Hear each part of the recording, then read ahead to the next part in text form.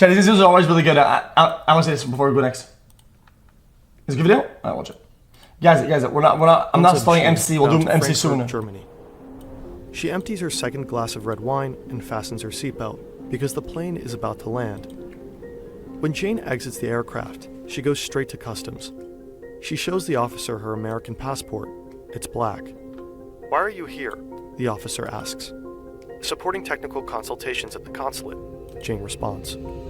The officer stamps her passport, and she passes through. Jane grabs some euros from an ATM, takes a cab to a nearby hotel, and checks in. You see, Jane lied a little just now, during the customs check. She is not working for a consulate, and despite her passport, she is no diplomat. Jane is a CIA agent, a hacker. She is visiting a covert base of her agency, secretly set up within the American consulate in Frankfurt. But this base, in the heart of Europe, is just one of a giant network spanning all across the globe. What are their functions? And how do these bases operate on foreign territory? CIA's global hacking program. Spy stations, Methoden der CIA. What are the Americans doing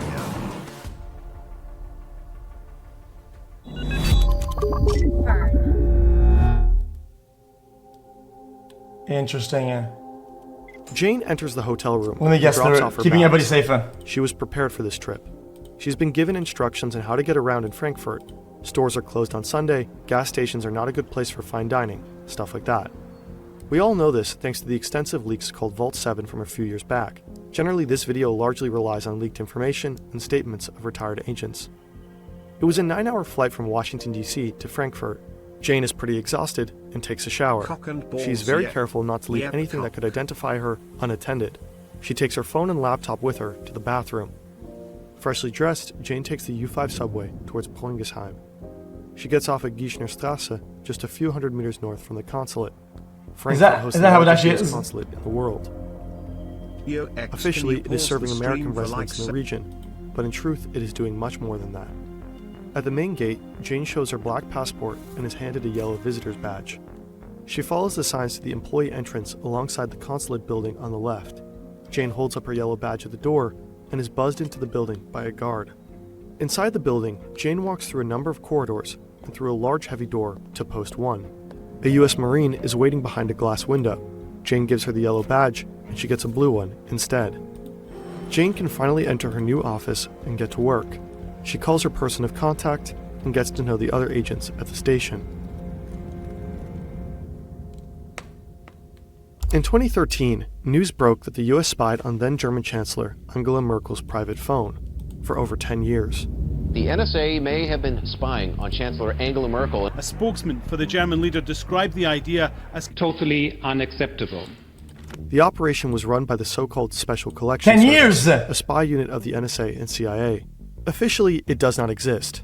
Unofficially, it is running spy operations from almost 100 U.S. embassies all across the world, including Frankfurt. But Jane works for another unit here. She works for the European branch of the Center for Cyber Intelligence, the CIA's hacking division. Jane and others are developing cyber weapons. There are over 1,000 hacking systems and several hundred million lines of code in the CIA's arsenal. Some of these hacking tools are extremely powerful. There's no rank. The CIA can turn devices from Apple, Google, Samsung, and many others into secret microphones. See, I'm playing D&D. There are tools that bypass encryption from messengers like WhatsApp, Signal, or Telegram, allowing the agency to collect text and voice messages.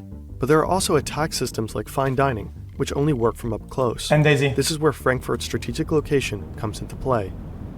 The Schengen Agreement allows Jane to travel from Frankfurt to almost any European country without border control. If Jane wanted to penetrate high-security targets that are not connected to the internet, she could simply take a train, stick a USB drive loaded with malware into a target PC, and be back in Frankfurt by supper. Okay. Jane is a very talented hacker. If one day she decided to leave the CIA, she could have a very promising career as a cybersecurity expert. All she'd have to do is build a portfolio and launch her own website. Unfortunately, Jane is not very creative when it comes to designing. Luckily, she doesn't have to be. There is a fast, easy, and intuitive way to build a website with our sponsor, Odoo. Jane is working at the base for a time now when she gets a phone call. Her superiors need her expertise at another location. She says goodbye to her colleagues, checks out of her hotel room, and buys a single malt whiskey with her remaining euros in the duty-free shop at the airport. Jane's next destination Yeah, that was well is done. Australia. Whatever, bro.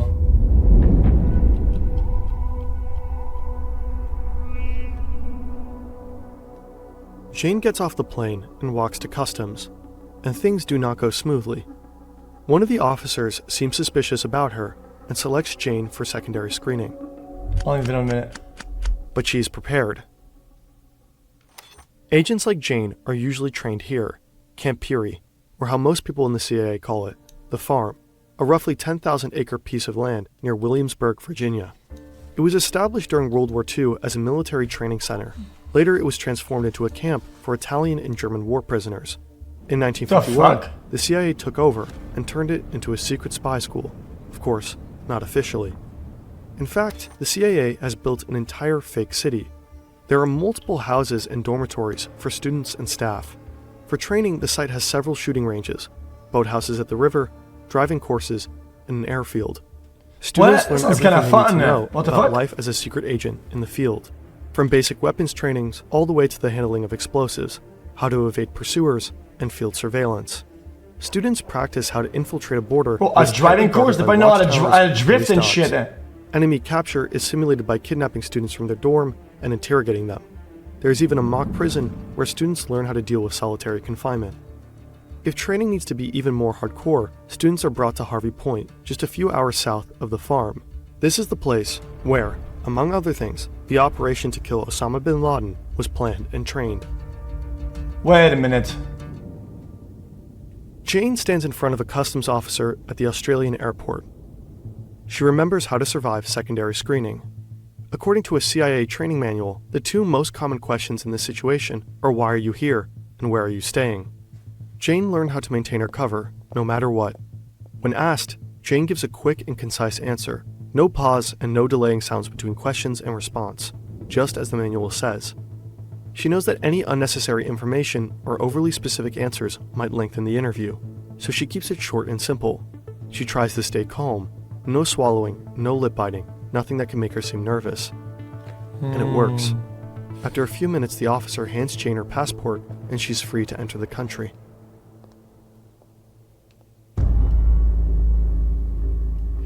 Really? They paid that much attention at the Jane fucking is border? sitting with her colleagues in a casino in Alice Springs, a small town right in the heart of the Australian outback. There are a lot of Americans all around her, which is not unusual. Most of them work at Pine Gap, a nearby military base run by the Australian and US government. Jane and others are playing a weird American dice game called Craps when a group of Australian YouTubers join them. Together they drink, they laugh, and maybe talk a bit too much about their work. This guy doesn't get it. Listen to him. The Americans in this casino are no ordinary soldiers, and Pine Gap is not your usual military base. Pine Gap is a top-secret spy facility. What are you doing there?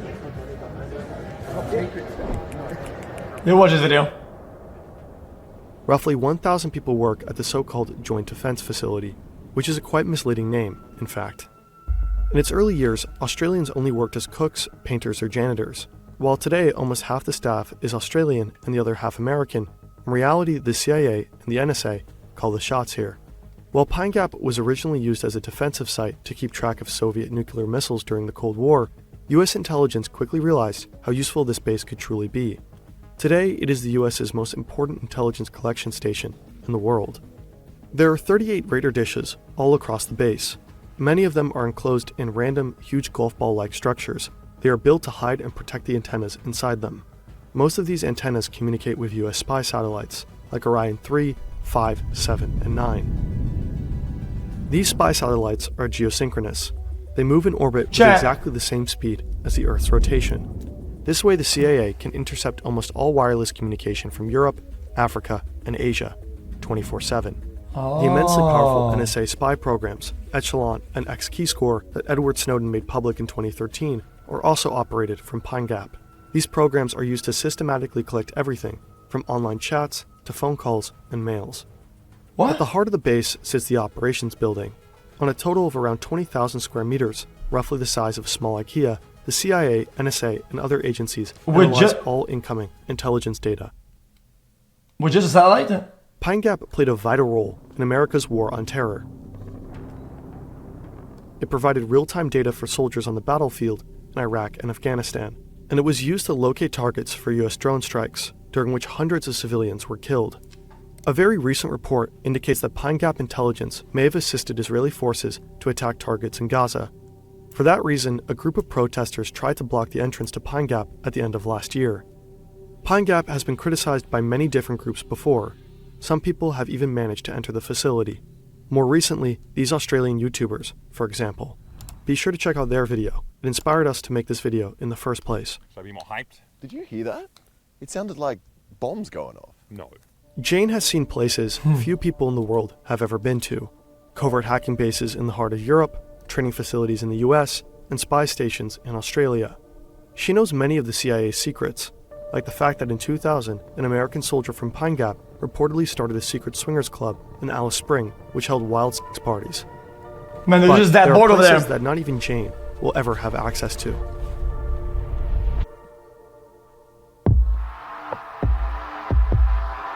On September 6, 2006, President George Bush admitted what many people had already suspected. So I'm announcing today that Khalid Sheikh Mohammed, Abu Zubaydah, Ramzi bin al-Shibh, and 11 other terrorists in CIA custody have been transferred to the United States Naval Base at Guantanamo Bay. In this speech, Bush acknowledged that the CIA was running a network of secret prisons all across the world, so-called black sites. The most well-known CIA prison is Guantanamo Bay in Cuba. The prison was built for international terrorist suspects. Just 4 months after the attacks on 9/11, the first 20 people arrived. But Guantanamo is no regular prison. In most cases, there are no official charges, no trials, and no formal convictions. A total of 800 people were brought here. Some have been exposed to enhanced interrogation techniques, most commonly known as torture. Often, the Yeah, we heard CIA did about that. not have clear evidence on their inmates. Jesus. The exact number and locations of black sites are still unknown. Some were run by foreign secret services. At least 10 of these prisons were built and operated by the CIA. Over 50 governments participated in some way. If the CIA suspected someone of being a terrorist, they sometimes became part of the agency's extraordinary rendition program, or simply kidnapping. The suspect was illegally shackled, blindfolded, and transported via plane to one of the CIA's black sites. Some of these prisons were allegedly planned from the CIA base in Frankfurt, while the farm was allegedly involved in rendition flights. One of the most important prisons of the CIA was here, on a Polish military base near the small village of Stare Kikute. Inside this 2-story villa, the CIA built one of its very first prisons after 9/11, codenamed Quartz. The CIA tortured multiple suspects here. I didn't even know As this. compensation for using the place, the CIA paid at least $15 million and outfitted the base with $300,000 worth of security cameras. After many years of denial, The leakers, in yeah. 2014, the Polish government finally admitted that it hosted the secret CIA prison.